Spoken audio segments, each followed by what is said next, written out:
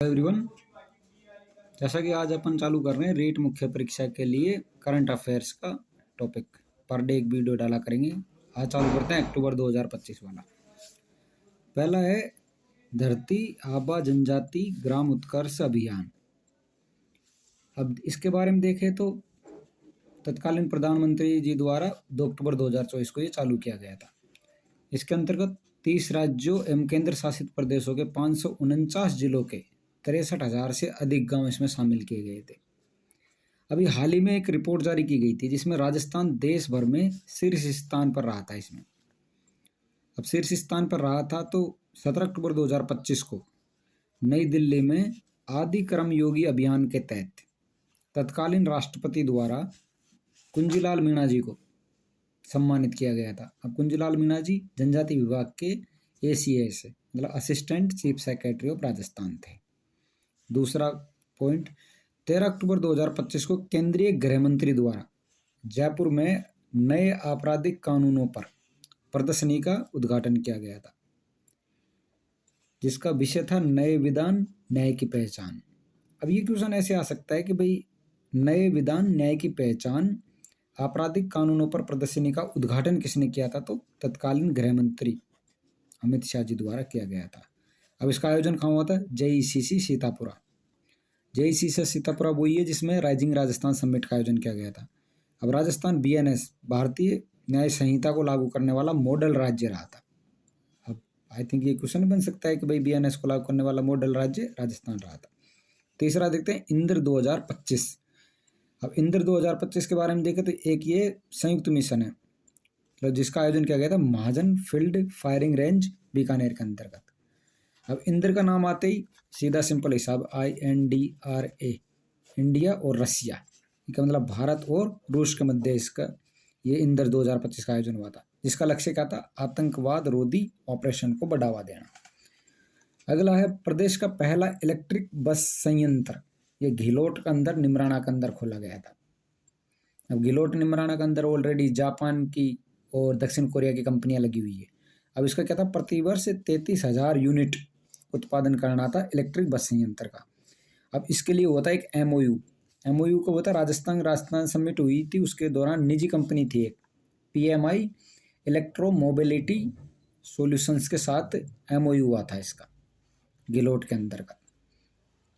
अब अगला देखते हैं प्रधानमंत्री मातृ वंदना योजना में प्रदेश की पहली रैंक। अब प्रधानमंत्री मातृ वंदना योजना क्या थी भाई? 2010 के अंतर्गत इंदिरा गांधी सरकार के टाइम मतलब कांग्रेस सरकार के टाइम पर चालू की गई थी। उसके बाद 2017 में इसका नाम चेंज करके प्रधानमंत्री मातृ वंदना योजना कर दी थी और जिसमें 6,000 रुपये की सहायता की जाती है। सितंबर माह के अंदर पहली रैंक थी और जिलों में देखा जाए तो 12 और दूसरा नंबर था चित्तौड़गढ़ वाला। हालांकि ये क्वेश्चन इतना इंपॉर्टेंट नहीं है क्योंकि हर महीने वाली रिपोर्ट आती है इसलिए। दूसरा अगला देखते हैं राजस्थान खनन तत्परता सूचकांक, ये बहुत इंपॉर्टेंट है, ये मोस्ट है मुख्य परीक्षा के हिसाब से। राजस्थान खनन तत्परता सूचकांक केंद्रीय खान मंत्रालय द्वारा। अब सीधा सा क्वेश्चन आ जाता है भाई खनन है तो खान मंत्रालय द्वारा जारी किया जाए। इसमें राजस्थान की सेकंड रैंक आई थी।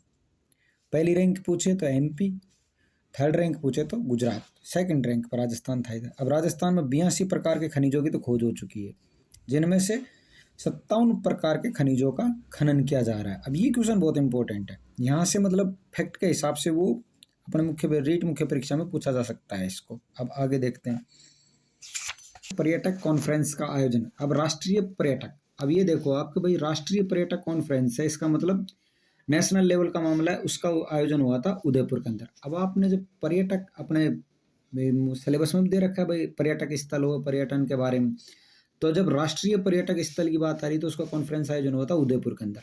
अब आपने एक चीज़ नोटिस की होगी, पर्यटक का ज़्यादातर जो आयोजन होगा वो उदयपुर में होगा क्योंकि यहाँ झीलों की नगरी कहा जाता है उदयपुर को, तो ज़्यादातर पर्यटक झीलों की नगरी वहाँ आते हैं। ये कब हुआ था? 13-14 अक्टूबर 2025 को। अब किसने करवाया था? केंद्रीय पर्यटन मंत्रालय द्वारा। अब इसमें क्या था ये कि भाई भारत में जो पर्यटन स्थल है उसको बढ़ावा देना, ये इसका सब्जेक्ट था, मतलब मेनली विषय यही था। अब राष्ट्रीय पर्यटक कॉन्फ्रेंस के अंतर्गत एक बात हुई थी कि भाई एक राज्य एक वैश्विक गंतव्य के तहत 50 गंतव्य विकसित करने हैं एक राज्य के अंदर। इस हिसाब से देखा जाए तो उदयपुर, जैसलमेर और पुष्कर इनको ग्लोबल डेस्टिनेशन के तहत विकसित किया जाएगा। ये बहुत इंपॉर्टेंट क्वेश्चन है। अच्छा क्वेश्चन है। अब अगला है कि प्रदेश का पहला कछुआ कछुआ संरक्षण केंद्र कहाँ प्रस्तावित, अभी तक इसे प्रस्तावित है, मंजूरी नहीं मिली। हालांकि ये धौलपुर में था। अब धौलपुर में है तो चंबल नदी के किनारे। अगर ये बनेगा, मान लो इसको मंजूरी मिल जाती है, तो ये प्रदेश का पहला हो जाएगा कछुआ संरक्षण केंद्र। अभी तो प्रस्तावित है, हालांकि देखते हैं। अगला है जोधपुर पाली मारवाड़ इंडस्ट्रियल एरिया। इसके नाम से एक नया शहर बन रहा है रोहट एवं कांकाणी के बीच। अब ये है कहाँ, ये जोधपुर के अंदर है। अब ये DMIC Delhi Mumbai industrial corridor के तहत इसका निर्माण किया जाएगा। और ये EPC मॉडल पर है। EPC मतलब इंजीनियरिंग प्रोक्योरमेंट और कंस्ट्रक्शन पर होगा। एक तो होता है EPC मॉडल, एक होता है PPP मॉडल। ये EPC मॉडल पर आधारित है, इसलिए इसका थोड़ा सा ध्यान रखना आप। अब इसमें किसकी हिस्सेदारी रहेगी, राष्ट्रीय औद्योगिक विकास निगम लिमिटेड। अब राष्ट्रीय औद्योगिक विकास निगम लिमिटेड के तहत देश भर के अंतर्गत 9 गलियारे बनाए जाएंगे। एक थोड़ा सा ये भी याद रखना, मान लो आ जाए।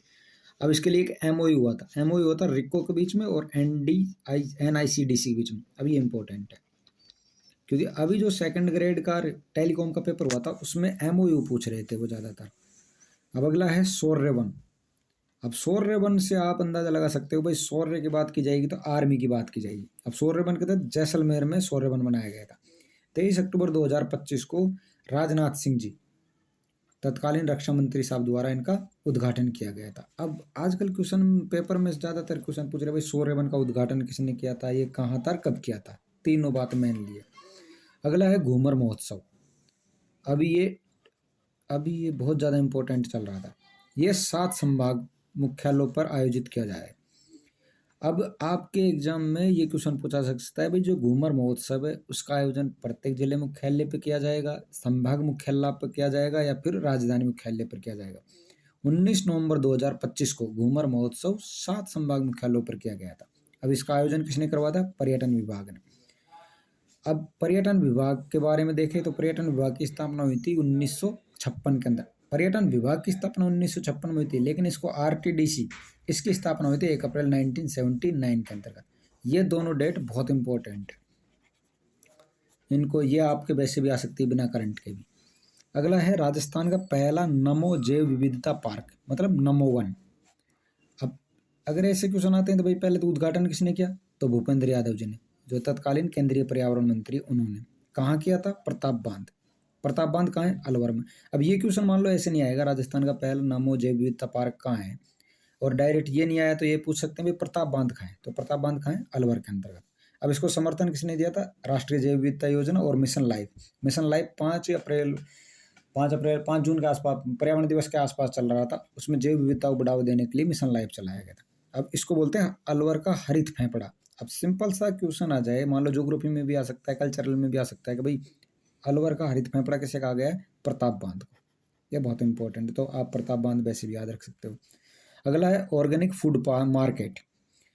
अब ऑर्गेनिक फूड मार्केट है, ये बजट में भी घोषणा की गई थी। ये दुर्गापुरा में, जो कृषि अनुसंधान केंद्र है दुर्गापुरा, उसके अंतर्गत इसका उद्घाटन किया था तत्कालीन जो राजस्थान कृषि मंत्री किरोड़ीलाल जी द्वारा 16 अक्टूबर 2025 को। अब यहाँ पर एक और इसकी मतलब एक पत्रिका का विमोचन होता है, हरित दर्पण। जैसे मरुवाणी होती है राजस्थान मासिक पत्रिका, ऐसे हरित दर्पण होती है। हरित दर्पण क्या है, कृषि अनुसंधान केंद्र की वार्षिक पत्रावली है हरित दर्पण। अब मेन बात यह है कि भाई हरित दर्पण के बारे में पूछ सकते हैं, ऑर्गेनिक फूड मार्केट, दुर्गापुरा आदि के बारे में पूछ सकते हैं। अब आप अगला वीडियो देखते हैं, नेक्स्ट पार्ट कल जारी करेंगे। शेयर करें, लाइक करें, सब्सक्राइब करें। Thank you.